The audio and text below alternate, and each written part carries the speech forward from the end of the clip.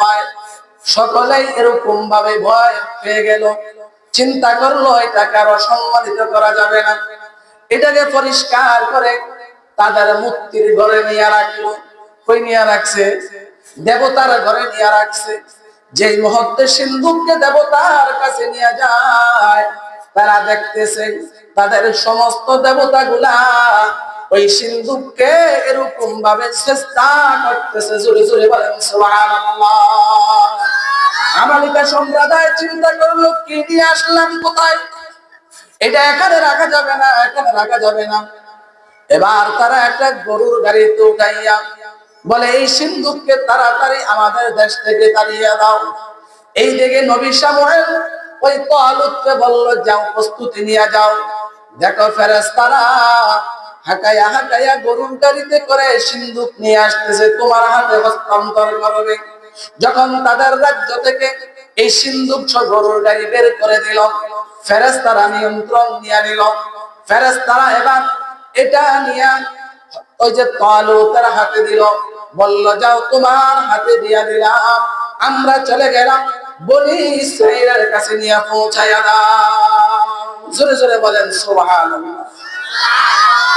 যখন বাচ্চা তালুত এটা নিয়ে গেলেন, বনি ইসরাইলের লোকেরা বলে, হ্যাঁ, তালুত যে বাচ্চা হওয়ার যোগ্য তার প্রমাণ আমরা পেয়েছি। জোরে জোরে বলেন সুবহানাল্লাহ। বাদশা তালুতের নেতৃত্বে সেনাবাহিনী গঠন হইল। উদ্দেশ্য কি? আমালিকা সম্প্রদায়কে পরাজিত করতেই হবে। বলেন তো, এই জমিনে কোন জালেম শাসক কি এই পর্যন্ত টিকে আছে? গতকালকে 2 যুগ ধরে শাসন করছে, 5 লক্ষ সুন্নি মুসলমানকে হত্যা করছে। রক্ত পিপাসু গাদ্দার বাশার আল আসাদ চোরের মতো পলাইয়া সিরিয়া থেকে বাঁচতে হয়েছে। ঠিক না ব্যাঠিক? জোরে বলে। তার আগে তো আল্লাহ আমাদের উপর দেখাইছে। ইতিহাস সাক্ষী, এই কোরআনের সাথে গাদ্দারি করে কোন জালেম জমিনে টিকতে পারে না। আমালিকা সম্প্রদায় বাদশা জালুত তাওরাতের সাথে গাদ্দারি করেছিল। তাওরাত আসমানি কিতাব কিনা? কথা বলেন না কেন? এই কোরআন আসমানি কিতাব কিনা? আসমানি কোন কিতাবের সাথে যেই জালেম বেয়াদবি করেছে, যেই গাদ্দারি করছে, তার অস্তিত্ব এই জমিনে নাই। ঠিক না ব্যাঠিক? জোরে বলেন।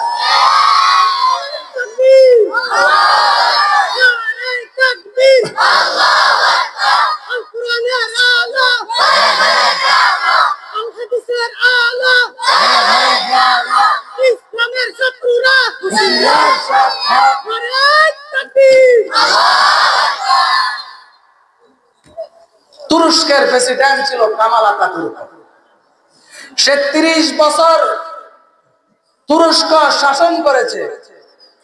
সে ক্ষমতার মসনদ পায়া কোরআন নিষিদ্ধ করেছিল, হজ নিষিদ্ধ করেছে, নামাজ নিষিদ্ধ করেছে, উমরা নিষিদ্ধ করেছে, ইসলামী সমস্ত বিধিবিধান কামাল আতাতুর্ক নিষিদ্ধ করেছিল। কামাল আতাতুর্ক আজকে তুরস্ক নাই, ইসলাম তুরস্কে আছে না নাই? কথা বলেন।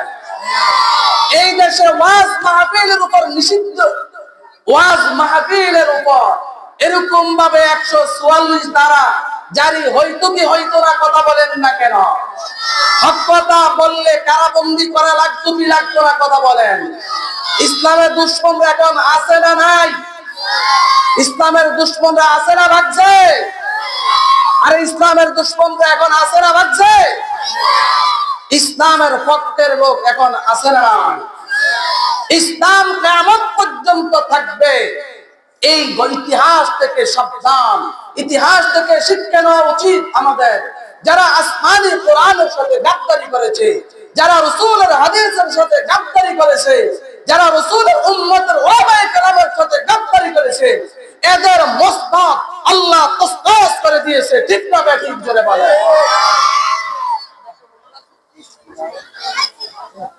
যেই কথাটা বলতেছিলাম, বাদশা তালুত সেনাবাহিনী গঠন করলেন।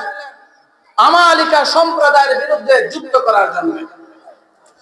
আল্লাহ সুবহানাহু ওয়া তাআলা তার নবী শামুয়েল আলাইহিস সালাতু ওয়াস সালামকে জানায়া দেয়, ও শামুয়েল, তালুতকে জানায়া দাও খবরটা, বনি ইসরাইলের ভিতরে একজন যুবক আছে, ওই যুবকের নাম হলো দাউদ, যার হাতে আমি আল্লাহ সুবহানাহু ওয়া তাআলা ওই জালেম পাপিষ্ঠ কাফের জালুতকে হত্যা করব। জোরে বলেন সুবহানাল্লাহ।